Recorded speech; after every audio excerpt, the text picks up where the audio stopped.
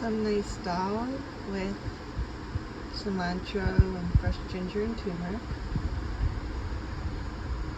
White rice in the pressure cooker. My favorite type of soup.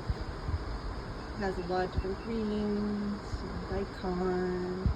I also like to add miso and soy sauce, rice vinegar, and maple syrup or some type of sweetener.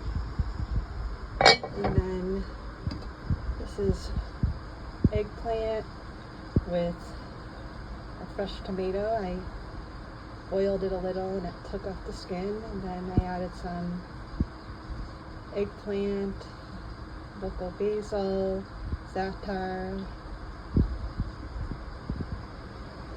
It's going to be kind of like a pasta sauce, but it may be better on top of rice, like white rice.